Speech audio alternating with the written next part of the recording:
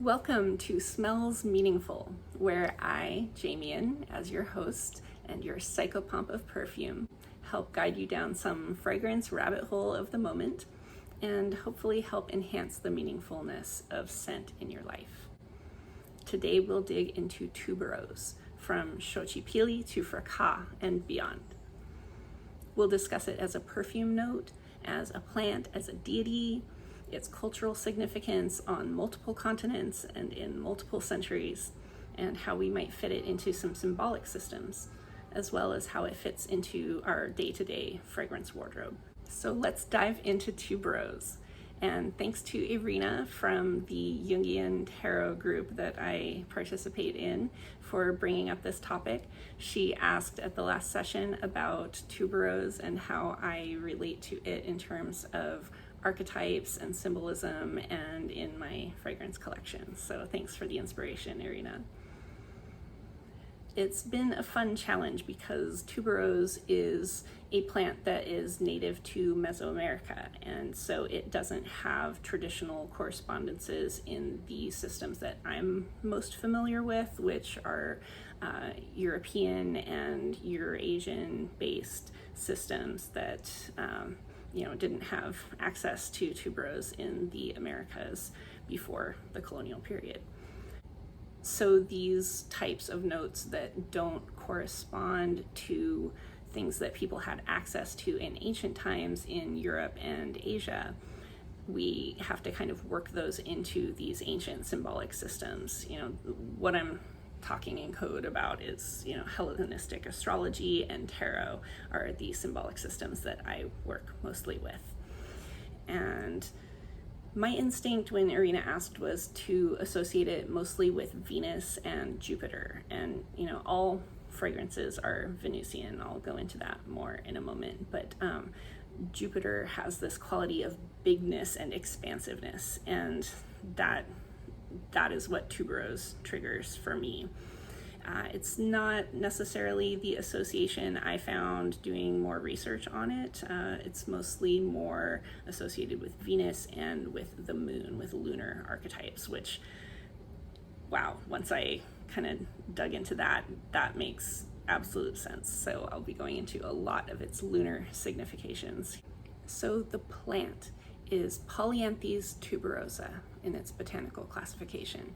Like I said, it's native to Mesoamerica, so modern day Mexico, and it's in the family Asparagaceae and the subfamily Agavoideae, which means it's related to asparagus plants and agave plants. And you can see that if you've seen a tuberose plant, it has a spike of blossoms similar to an asparagus plant or a yucca or agave plant, with these spikes with many blooms branching off of them. It comes in colors of white or cream, pastel pink, even purple and yellow. And each spike is up to 3 feet tall, with about 20 or so tubular flowers, 6 petals, 6 segments to these flowers. They're each about 2 inches long and 1 inch wide.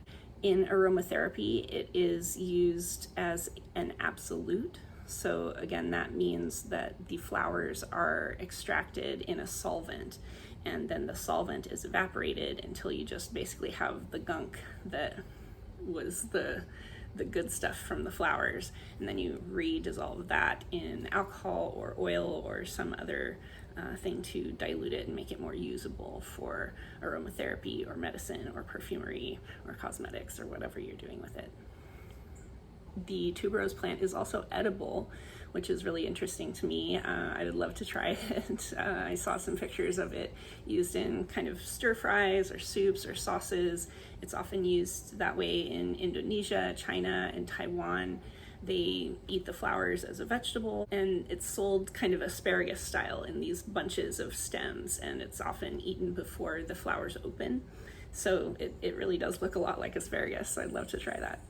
Now, the smell of tuberose is a white floral. It is, along with gardenia, jasmine, lily, it's one of these kind of white appearing flowers and also white smelling. It's got that moonlit garden quality to it. and it can be described as bubblegummy, buttery, creamy, coconutty. It goes along really well with tropical florals, yellow and more solar florals, as well as tropical fruits, vanillas. You can get very gourmand with it, make it really desserty, ice creamy.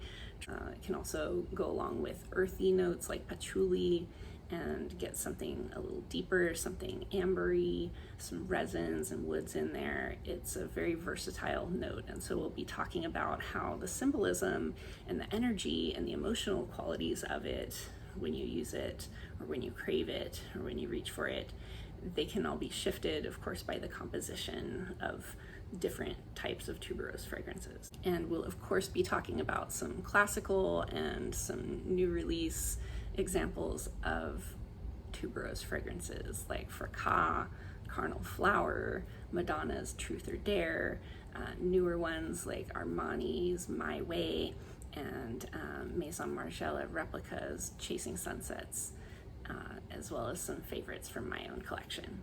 Now, as I mentioned, this plant is native to Mesoamerica, and it does seem to have had great cultural significance in the Aztec culture.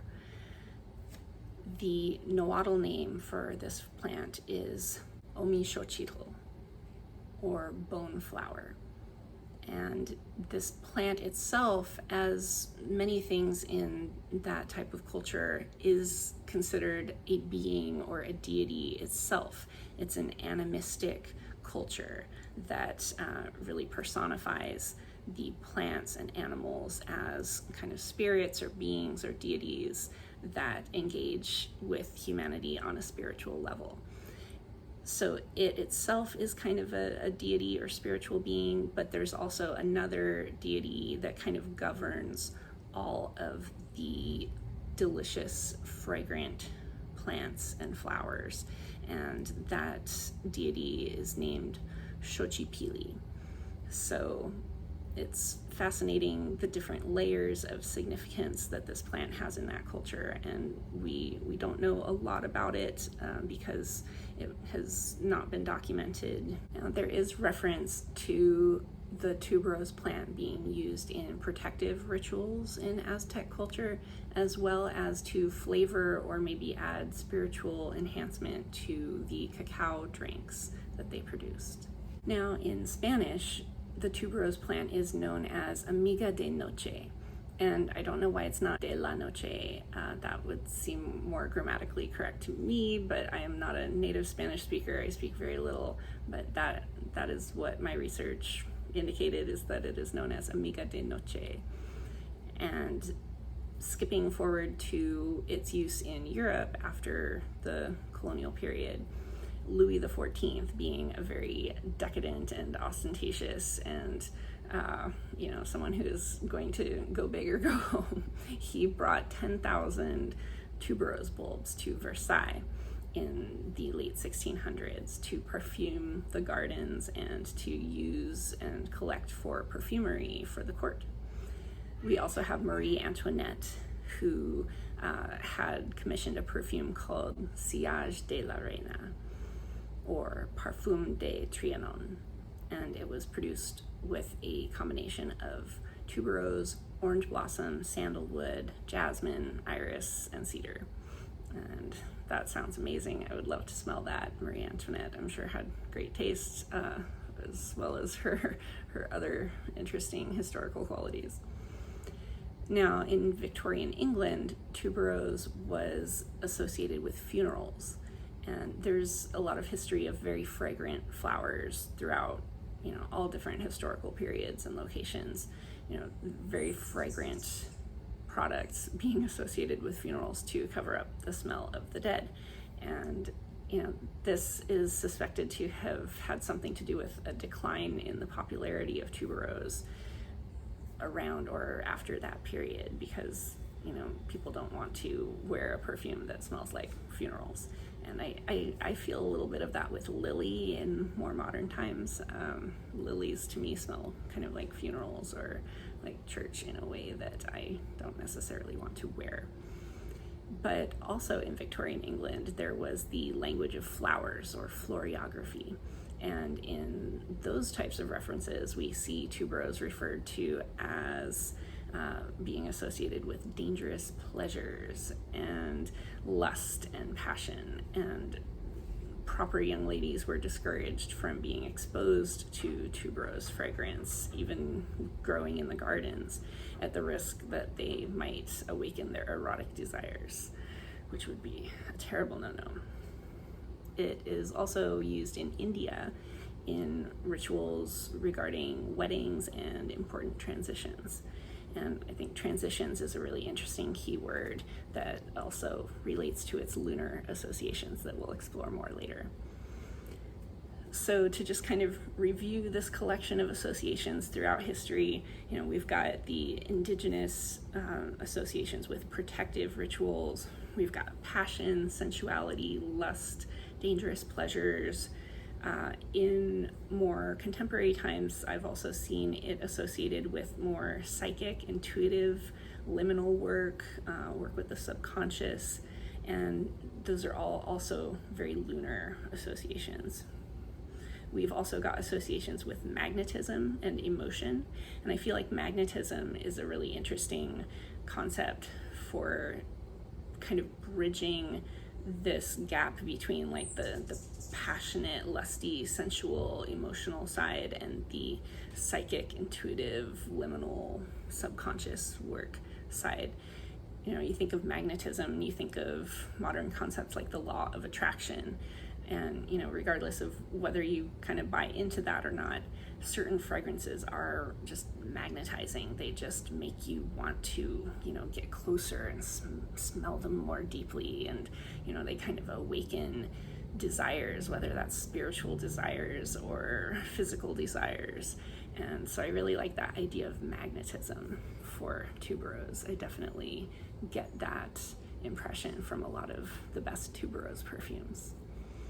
It's also associated with the night, and part of that is because I didn't mention in the botanical section, its flowers bloom and open at night, and the fragrance intensifies at night. I don't think they close during the day per se, but like they do their first opening more during the night, and that is when the fragrance is released, and when they attract what they're going to attract. They attract night creatures versus day creatures. It's also associated with rebirth and transition. And if we think about the moon and how the moon is reborn every month, it is invisible, it is kind of non-existent to our eye for 3 days out of the month, and then it is born as this visible little sliver in the sky, and then that grows and develops until we have a fully illuminated moon that's visible in the night at its best advantage, where it's illuminated. It's the primary light in the sky at night, and it's just this big, beautiful, luscious, glowing orb, and then it wanes again. It slowly becomes smaller and smaller down to a sliver again, and is reborn that way every single month. So birth, fertility, rebirth, and transition through these different phases of the lunar cycle and different phases of life. The lunar goddess, the maiden mother crone. Maiden is the new moon, mother is the full moon, and crone is the crescent moon that is waning. So before we get into more of the symbolism behind tuberose, let's talk about what I mean by correspondences. When I talk about correspondences when it comes to fragrances, that is a term used in symbolic systems that I work with, mainly Hellenistic astrology and tarot.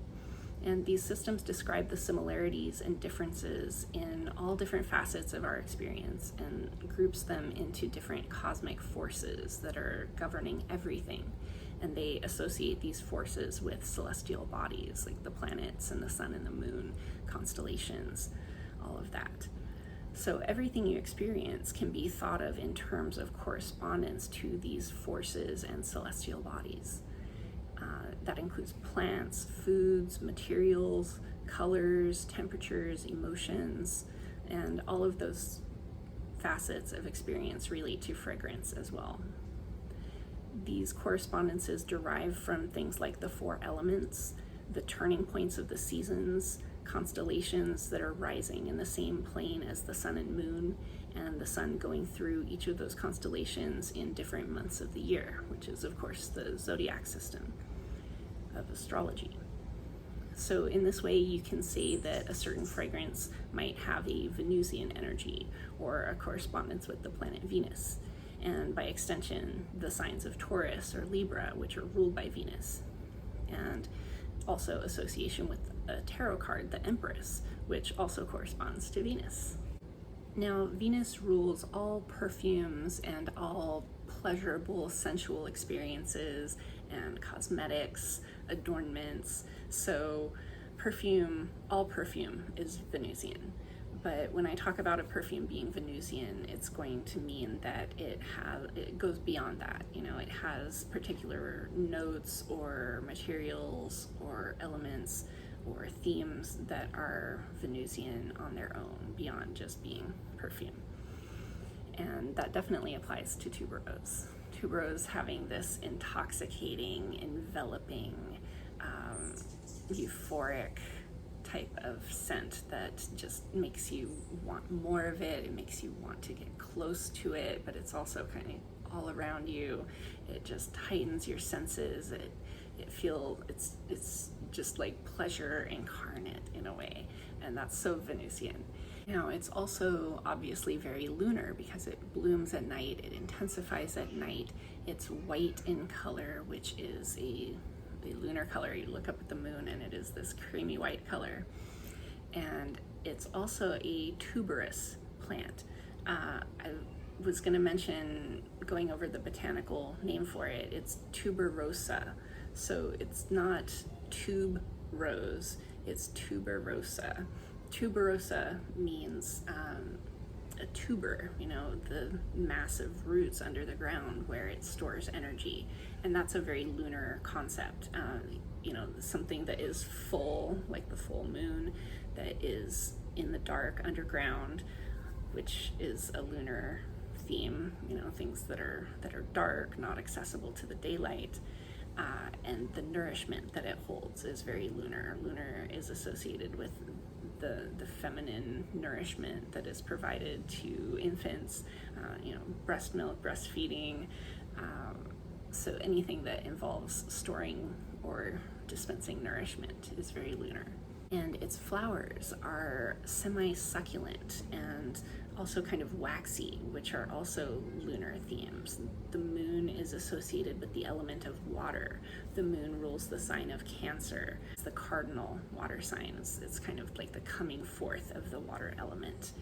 And so something that stores water and is kind of a vessel for water and nourishment, that's going to be very lunar. And this waxy layer, the moon, it could be made of wax for all we know. It's got this waxy white color, this kind of almost translucent quality to the moon's appearance itself and the way moonlight interacts with things. It's got that kind of waxy quality. So wax feels very lunar to me. It's known as the mistress of the night, this tuberose flower, and white florals in general often feel very lunar, that quality of being enhanced by moonlight. A white flower is going to be almost fluorescent in the moonlight. Daylight doesn't do it justice. Now, when Irina first asked me about this topic, I immediately went to Venus and Jupiter as associations in my mind without doing any research. And, I stand by the Venusian associations. I don't know why I kind of missed the lunar associations, but Jupiter I also stand by. I didn't see that referenced in the research that I did, but I stand by it because Jupiter, the planet Jupiter, is exalted in the sign of Cancer because of the shared theme of fertility. Both the moon and Jupiter are associated with fertility. Jupiter is also associated with abundance, expansion, just bigness,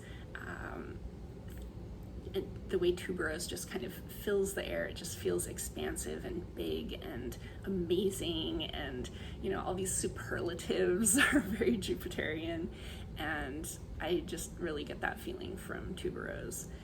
And we'll start to see all these kind of cross links in a second. Jupiter is exalted in Cancer, the moon rules Cancer.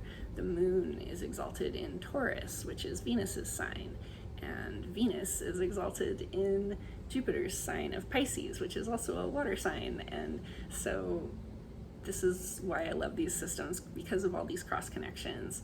But let's calm down, Jamie, and let's focus. We've got Venus, the moon, Jupiter, we've got the element of water. So if we think about the other water signs, those are Scorpio and Pisces. Now, I did find a reference that associates Tuberose with Scorpio in particular, and not specifically with Cancer, even though I've sensed that connection very strongly through its lunar significance. I like thinking about Scorpio for it too. I think that feels very correct to me. Scorpio is ruled by Mars, and it adds that element of danger and that kind of femme fatale edge that you get with many Tuberose perfumes. So think of Carnal flower, that's right in the name, this dangerous carnivorous scent, a scent so intoxicating that it's dangerous that it will devour you. I love that, and it feels very scorpionic to me. It feels very like moon in Scorpio. And then the other sign being Pisces, ruled by Jupiter, and I go by the traditional Hellenistic rulerships, so we're not talking about Neptune here. I do incorporate the modern planets in other ways, but mostly with symbolism of this sort, I'm going to be talking about planets that were visible to the ancients with the naked eye. So that stops at Saturn. I also wanted to talk about how Tuberose really kind of bridges the lunar and the solar. And I kind of hoped to do this video a little earlier. We're well into Leo season, where the sun is in the sign of Leo, but a few weeks ago it was moving from Cancer into Leo. So it's moving from the moon's sign into the sun's sign, and I feel like Tuberose really copes with that transition very beautifully, because it is this lunar white floral, just like the white floral of all white florals, the mistress of the night. But it combines so well with these solar yellow florals like frangipani and lang lang, and with tropical fruits like coconut. It's definitely got coconutty notes to it, and sometimes coconut will be listed just because it's basically a Tuberose perfume, because you can kind of smell coconut in the Tuberose, or you can add extra things to make it even more coconutty, and you can add tropical fruits, and that puts it into the sun's territory, tropical island, beach, sunshine, sand, but we're still at the beach, we're still with the water, the tides, the moon's influence on that, so it really combines this solar and lunar themes so beautifully. And while we're talking about tropical fruits and coconut and dessert and deliciousness, we can also talk about Venus again in the Taurian archetype. Taurus is very kind of food oriented, pleasures of the senses in a things that you eat, things that you consume, things that you just enjoy the fullness of life. That's very Taurian and very Venusian. And so I think the gourmand interpretations, like Chasing Sunsets, where you have Tuberose with mango and vanilla, and it's got kind of a caramely quality to it, that's a very Taurian Venus take on Tuberose. I also wanted to share some tarot cards that share these correspondences with Tuberose and with the planets the way I was talking about. So this is the High Priestess, and her astrological correspondence is the moon, and you see her headdress is representing the full moon and the two crescent moons, the waxing and waning crescent. And you also see her crescent moon at her feet, and her gown becoming basically liquid water as the element that the moon is associated with.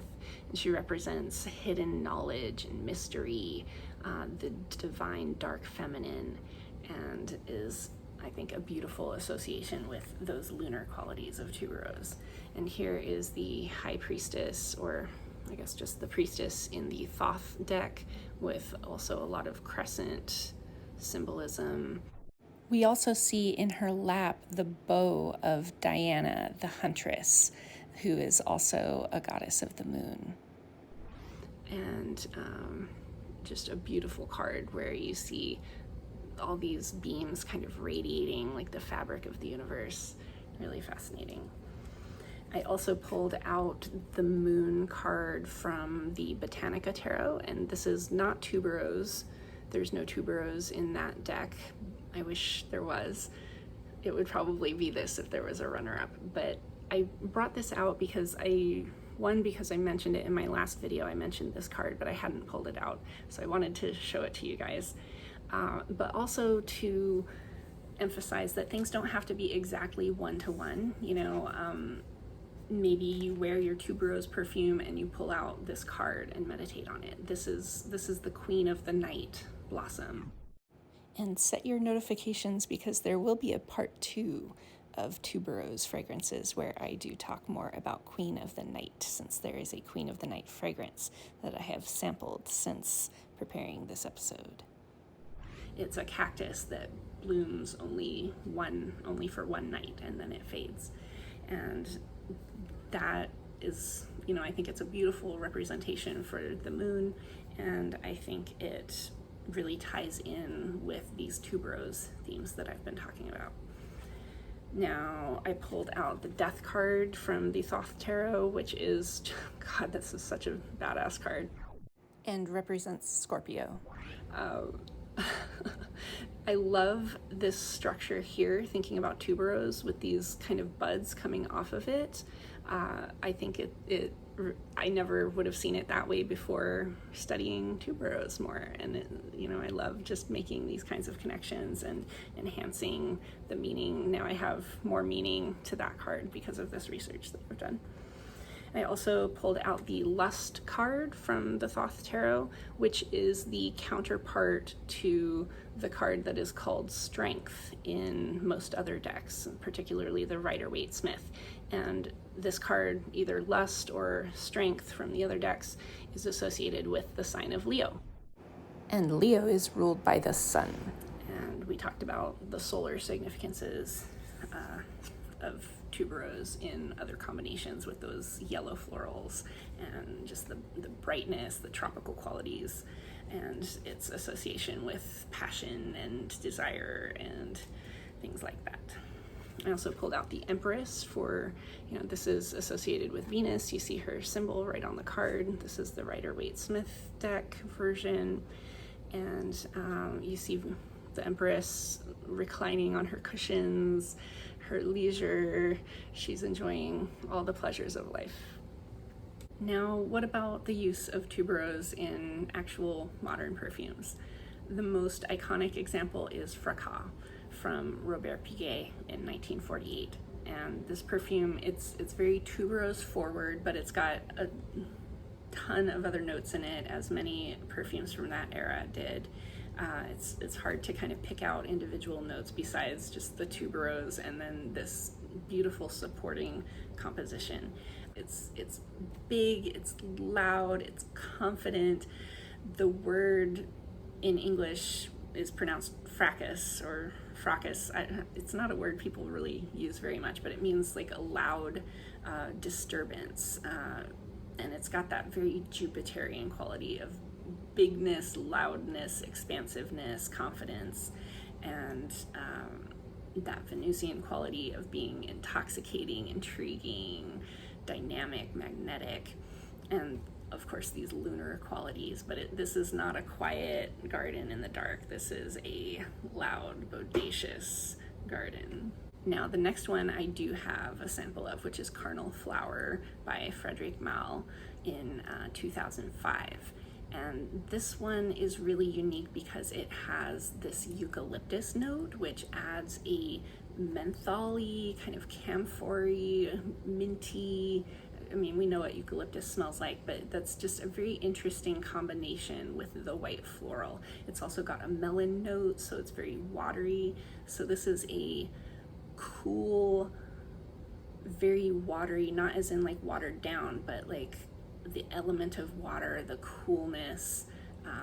It also makes me think of the essential oil of Lang Lang, which is more of a solar floral, but in aromatherapy, okay, here's my derailing. When you produce an essential oil, you are taking blossoms or other materials in water and you're boiling them, and you collect the steam, condense the steam, it turns back into water, and you collect the condensed steam into a new vessel, and you can collect it in different fractions because what comes out early in the process may contain different chemicals, different components than what comes out in the middle of the process or late in the process. And so when you do this with Lang Lang in particular, I don't really see this for other aromatherapy products, but with Lang Lang, you can get an essential oil labeled as Lang Lang Extra or Lang Lang Complete. And I don't really see this with other essential oils for some reason. Maybe it's not as dramatic of a difference of what comes out at different phases of the process for these aromatherapy products. But the Lang Lang Complete, here's where I try to land the plane here, as my friend Betsy says.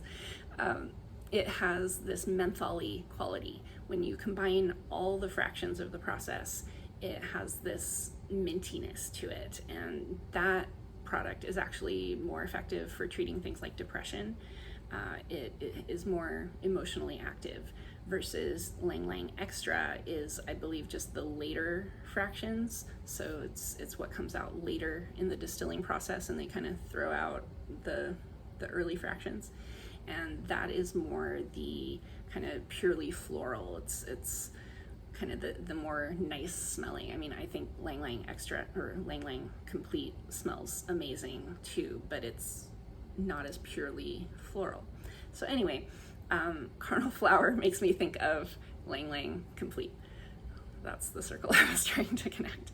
And Carnal Flower, with its minty, mentholy, cooling, and watery melon notes, is a perfect example of the more lunar side of Tuberose versus Fracas, which is the more solar and Jupiterian side of Tuberose.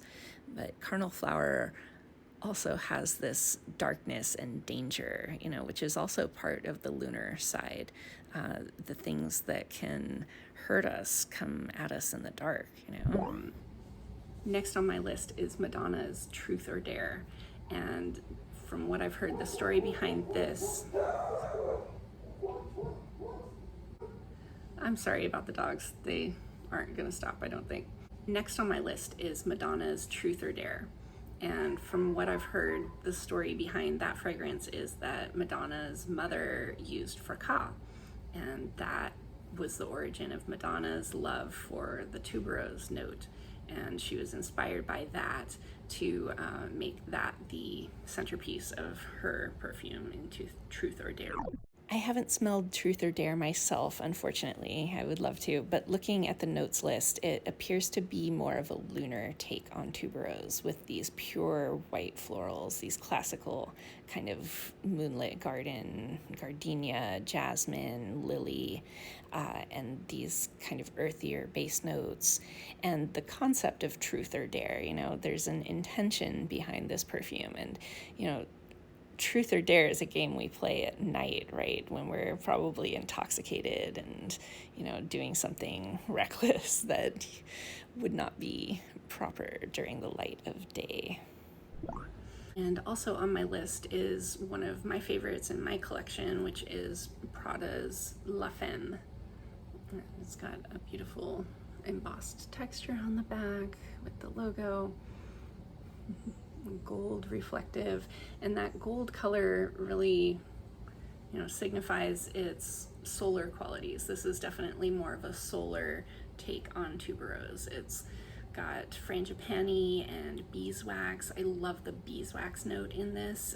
It adds so much. It's kind of the most beeswaxy fragrance that I have, and it combines so beautifully with the tuberose. And bees are very solar, they're out in the day when the sun is shining, when it's warm, and collecting nectar from bright flowers. And you definitely get that feeling from this perfume. It's honeyed, it's golden, it's delicious, it's got some vanilla to it, and of course the beautiful white floral of tuberose. Just realizing as I edit this that I was talking earlier about how wax is more of a lunar note or quality, but here in Prada Femme, it's more of a honey wax. It's like the honeycomb with the honey and the wax, and it's definitely more solar rather than like a candle burning in a dark vestibule, which would be more lunar. So I hope this has helped you think about tuberose in some more nuanced ways and enhance the meaningfulness of any perfumes with tuberose notes in your collection. And stay tuned for part 2, where I do a sniff along with all of the tuberose fragrance samples that I've procured since filming this episode because I was so curious, including Nishane tuberosa, Heretic nocturnal tuberose, and some others. Or that you have access to. Maybe you're wanting to embrace your lunar feminine mystique and you want to go with a tuberose soliflor or like a night blooming white floral composition like Carnal flower or Truth or Dare. Or maybe you want to support your energy to be expansive and abundant and confident. And I'm sorry about the dog. Embrace a tuberose with tropical and solar notes like Prada Femme or Armani My Way. Or maybe you want to be decadent and indulgent and sensual and take a more gourmand take like Chasing Sunsets. Now, this obviously wasn't an exhaustive list of reviewing all the tuberose perfumes that I've ever heard of. So definitely share your tuberose favorites in the comments.